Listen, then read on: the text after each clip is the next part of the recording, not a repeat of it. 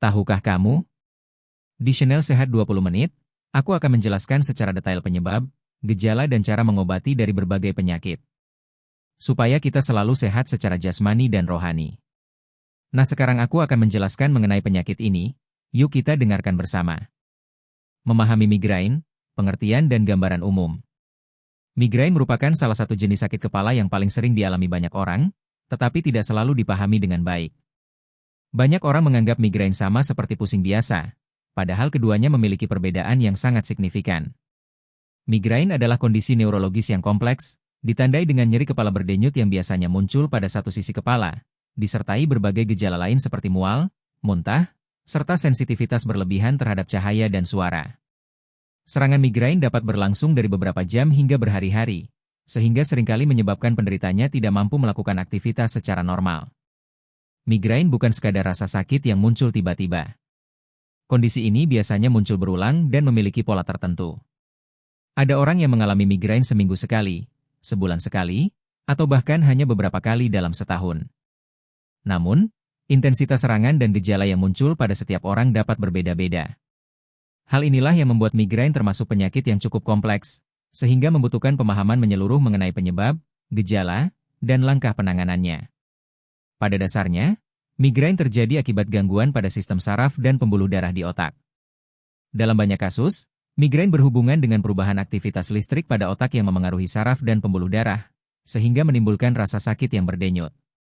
Selain itu, keseimbangan zat kimia otak seperti serotonin juga berperan dalam memicu atau meredakan serangan migrain.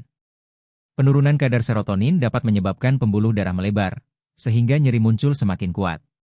Migrain dapat dialami oleh siapa saja, tetapi prevalensinya lebih tinggi pada perempuan. Hal ini terutama dipengaruhi oleh faktor hormonal, seperti perubahan hormon estrogen selama siklus menstruasi, kehamilan, atau masa menopause. Tidak jarang, perempuan merasakan migrain pada waktu-waktu tertentu yang berkaitan dengan perubahan hormon tersebut. Sementara itu, pada laki-laki, faktor stres, pola tidur, serta gaya hidup lebih sering menjadi pemicu utama munculnya migrain.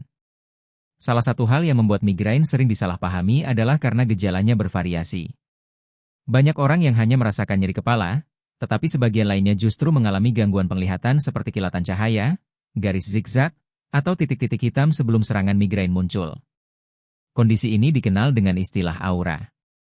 Aura tidak dialami semua penderita migrain, tetapi ketika muncul, aura merupakan tanda bahwa serangan migrain akan segera terjadi.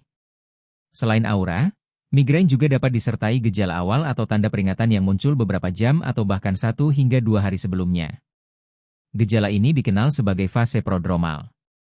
Pada fase ini, seseorang mungkin merasakan perubahan suasana hati, mudah lelah, leher kaku, sering menguap, dan sulit berkonsentrasi.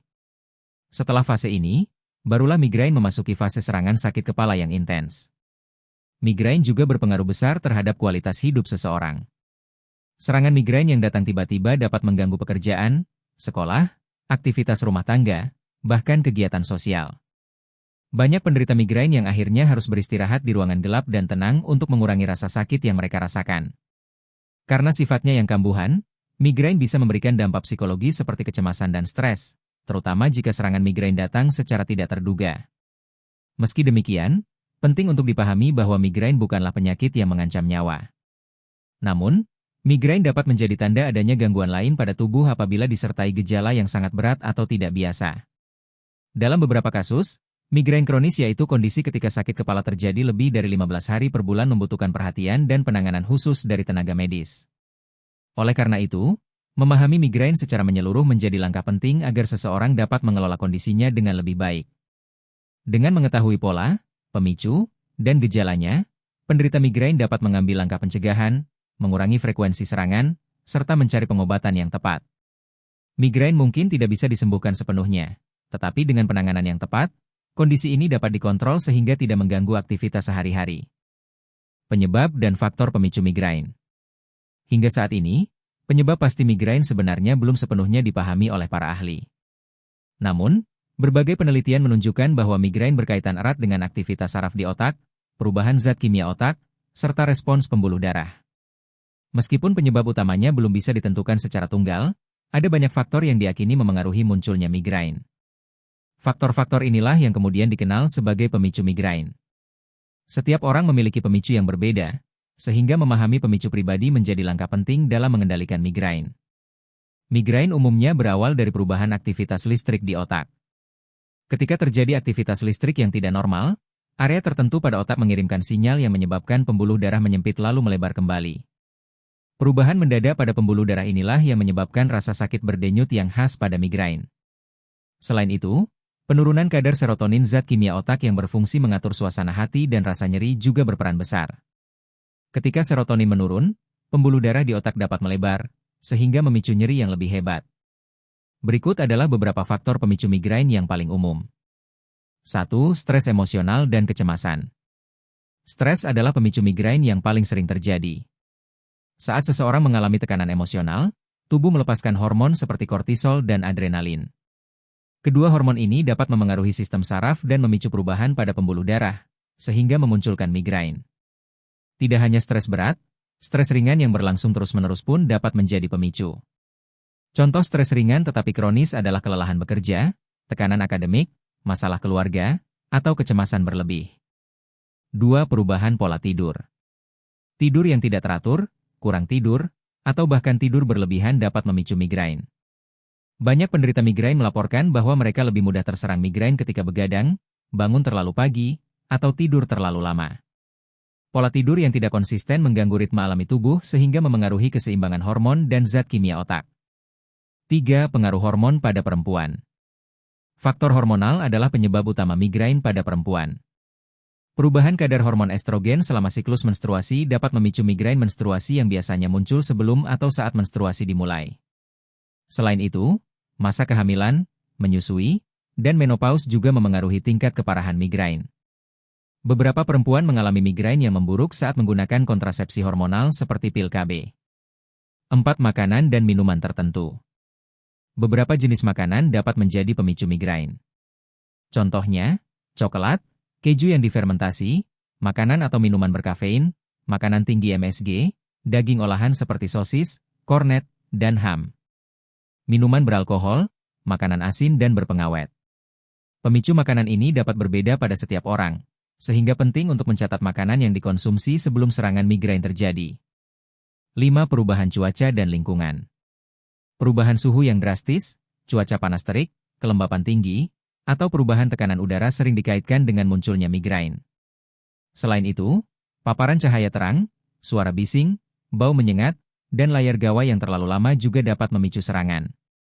6. Faktor genetik. Migrain dapat diturunkan dalam keluarga. Jika salah satu orang tua memiliki riwayat migrain, anaknya lebih berisiko mengalami kondisi serupa. Hal ini menunjukkan bahwa faktor genetik dan pola saraf tertentu dalam keluarga dapat berkontribusi terhadap timbulnya migrain.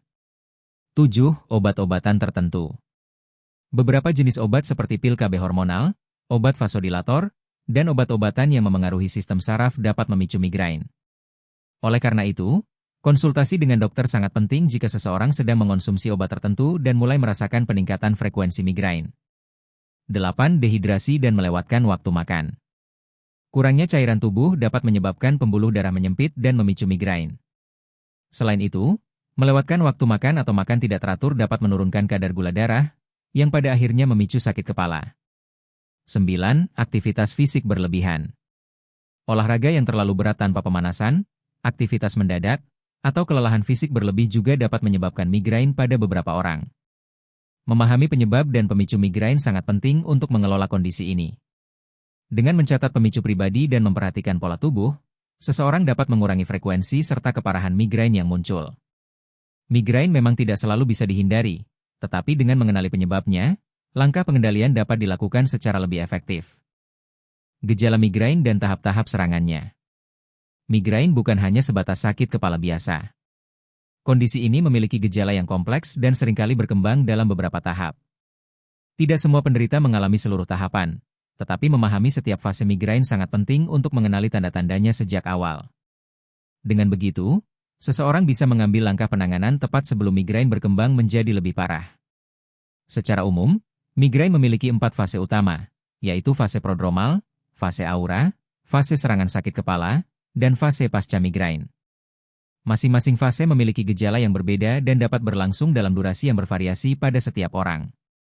1. Fase prodromal, tanda peringatan awal. Fase prodromal adalah tahap pertama munculnya migrain. Tahap ini biasanya terjadi beberapa jam hingga 1 atau 2 hari sebelum sakit kepala datang. Banyak penderita migrain yang tidak menyadari bahwa gejala-gejala ringan ini sebenarnya merupakan sinyal tubuh bahwa serangan migrain sedang dalam proses. Beberapa gejala pada fase prodromal meliputi A. Perubahan suasana hati, seperti mudah marah, cemas, atau justru euforia. B. Leher kaku atau rasa berat pada bagian belakang kepala. C. Sering menguap, meskipun tidak merasa mengantuk. D. Kelelahan atau rasa lesu tanpa sebab jelas. E. Sulit berkonsentrasi dan pikiran terasa lambat. F. Rasa lapar berlebih atau keinginan makan jenis makanan tertentu. Gejala-gejala ini mungkin tampak sepele, tetapi bagi penderita migrain kronis, fase prodromal sering menjadi alarm bahwa mereka perlu beristirahat atau menghindari aktivitas atau makanan tertentu. 2. Fase aura, tidak dialami semua orang.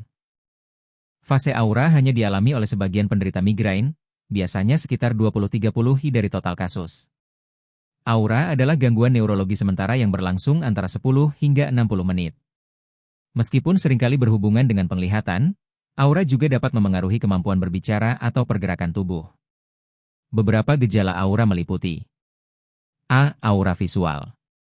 Ini merupakan jenis aura yang paling umum. Gejalanya antara lain, kilatan cahaya, garis zigzag, titik hitam mengambang, penglihatan kabur atau sebagian hilang, lingkaran cahaya atau pola aneh pada pandangan. B. Aura sensorik. Gejala berupa kesemutan pada tangan, wajah, atau lidah. Rasa baal pada salah satu sisi tubuh. C. Aura bahasa, gangguan bicara. Dalam beberapa kasus, penderita mengalami sulit mengucapkan kata, bicara tidak jelas, tidak mampu menemukan kata yang tepat. Aura bisa terasa menakutkan bagi sebagian orang, terutama jika baru pertama kali mengalaminya. Namun, gejala ini biasanya tidak mengakibatkan kerusakan permanen. Aura berfungsi sebagai tanda kuat bahwa serangan migrain akan segera terjadi. 3. Fase sakit kepala, tahap inti migrain. Ini adalah fase yang paling menyiksa bagi penderita. Fase sakit kepala dapat berlangsung selama 4-72 jam. Intensitas nyeri yang dialami bisa berbeda pada setiap orang, mulai dari sedang hingga sangat berat. Ciri-ciri nyeri pada fase ini antara lain. A. Nyeri berdenyut atau terasa seperti tekanan kuat di kepala. Biasanya terasa pada satu sisi kepala, meskipun bisa menyebar ke seluruh bagian. B. Sensitif terhadap cahaya, suara, dan bau. C. Mual dan muntah yang memperburuk kondisi. D. Sulit melakukan aktivitas fisik, bahkan berjalan atau bergerak sedikit pun dapat meningkatkan rasa sakit. E. Beberapa orang merasakan pusing, kedinginan, atau mudah menangis karena tidak tahan dengan rasa sakit. Pada fase ini, penderita biasanya mencari ruangan yang gelap, sunyi, dan sejuk untuk meredakan gejala. Rasa sakit yang intens dapat membuat seseorang tidak dapat bekerja, belajar, atau melakukan aktivitas sehari-hari. 4. Fase pasca migrain, post-trome. Setelah sakit kepala mereda, bukan berarti penderita langsung merasa sehat sepenuhnya. Fase pasca migrain adalah tahap pemulihan yang dapat berlangsung beberapa jam hingga 1 hari. Pada fase ini, tubuh seperti melewati masa transisi setelah serangan yang melelahkan. Gejala umum pada fase ini meliputi A. Kelelahan ekstrim dan tubuh terasa lemas. B. Kesulitan berpikir atau gangguan konsentrasi. C. Perubahan suasana hati, bisa merasa sangat sensitif atau justru kosong. D. Kepala masih terasa ringan atau nyeri ringan saat digerakkan. Beberapa penderita menggambarkan fase ini seperti hangover meskipun tidak minum alkohol. Kondisi ini sangat wajar karena tubuh baru saja mengalami tekanan neurologis yang cukup berat. Memahami gejala dan tahapan migrain membantu seseorang mengenali serangan sejak dini dan mengambil langkah pencegahan sebelum rasa sakit menjadi lebih parah.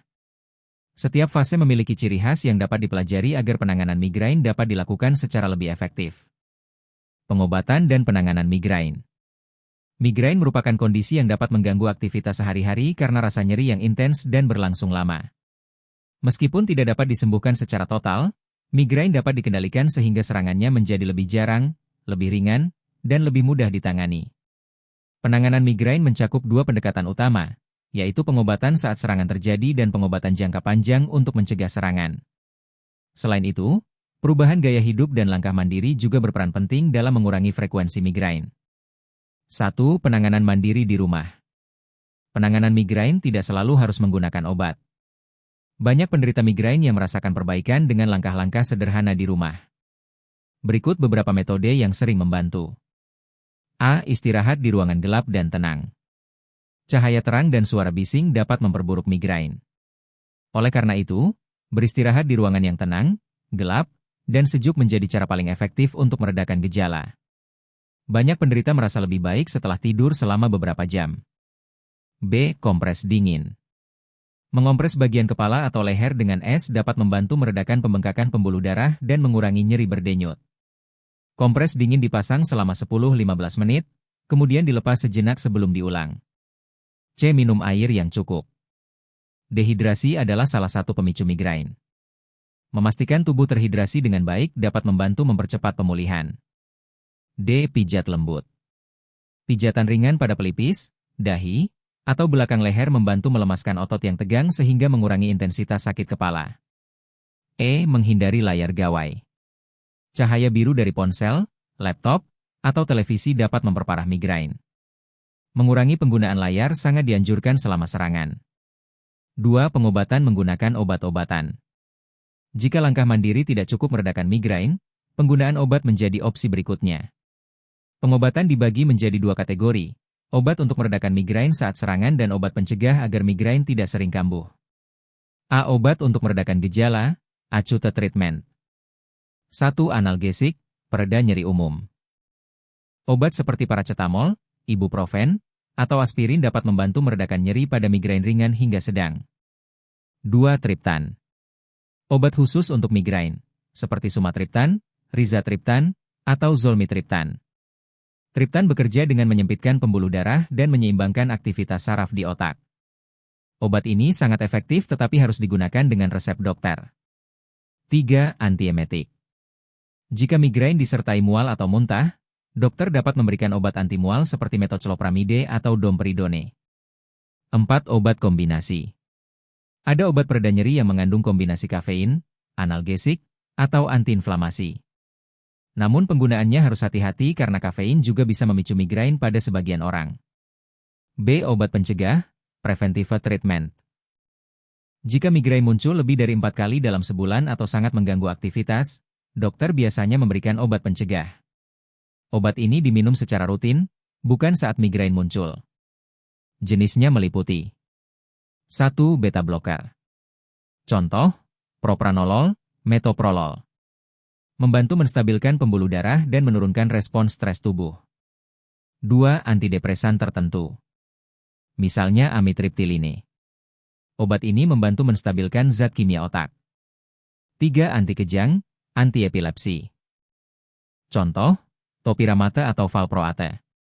Obat ini mengurangi sensitivitas saraf di otak sehingga menghindari pemicu migrain. 4. Botox. Suntikan botox pada beberapa titik di kepala dapat membantu penderita migrain kronis.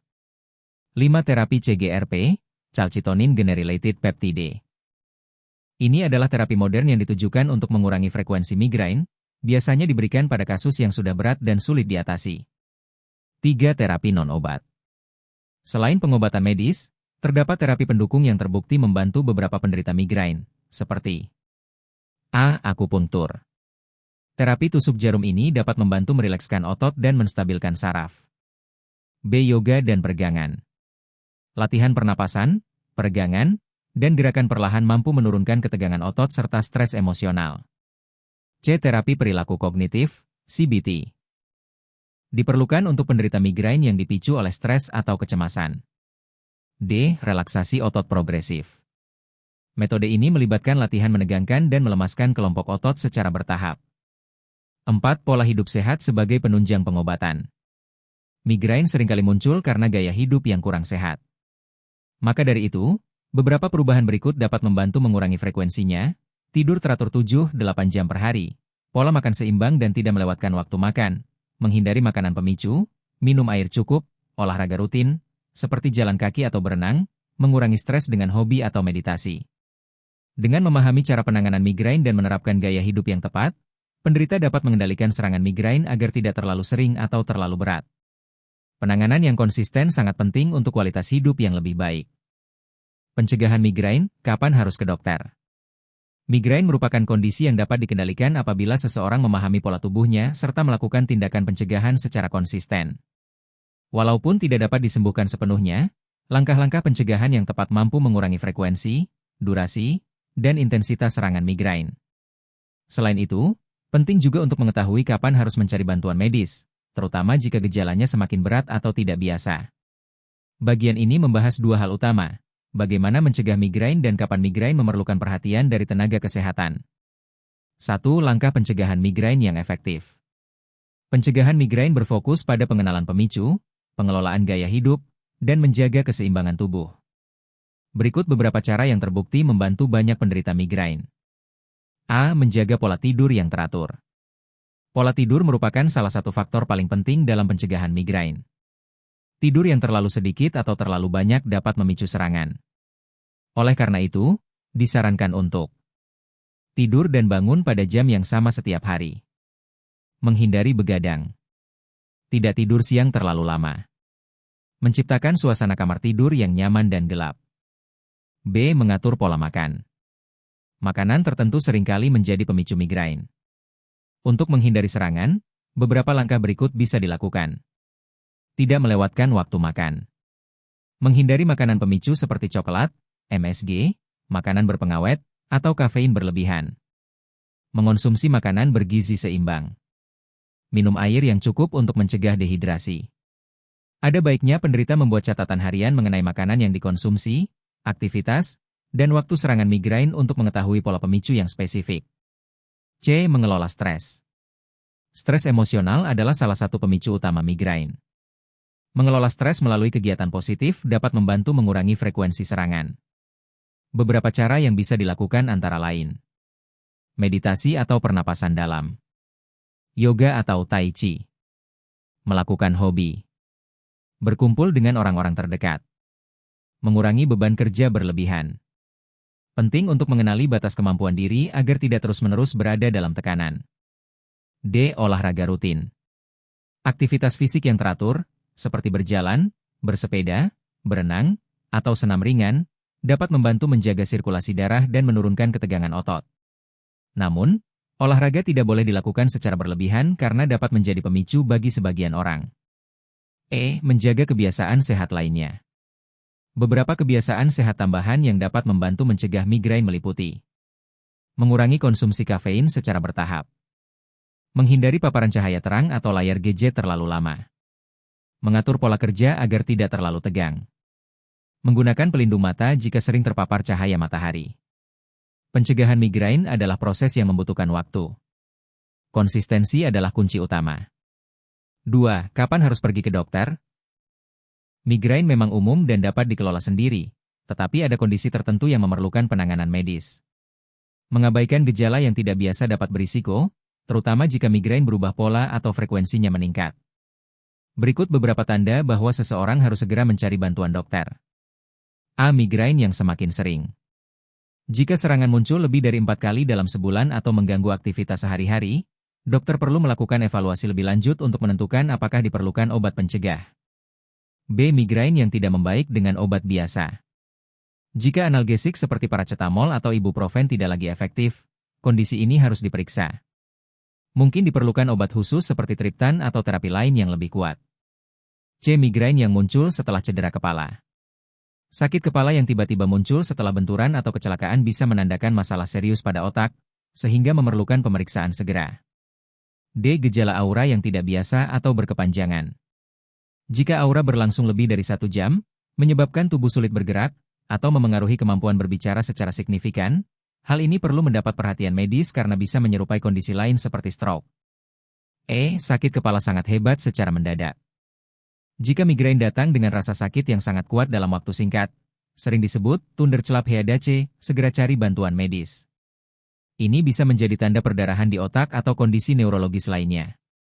F. Perubahan pola migrain yang signifikan. Misalnya, migrain yang awalnya ringan menjadi semakin berat. Serangan berlangsung lebih lama dari biasanya.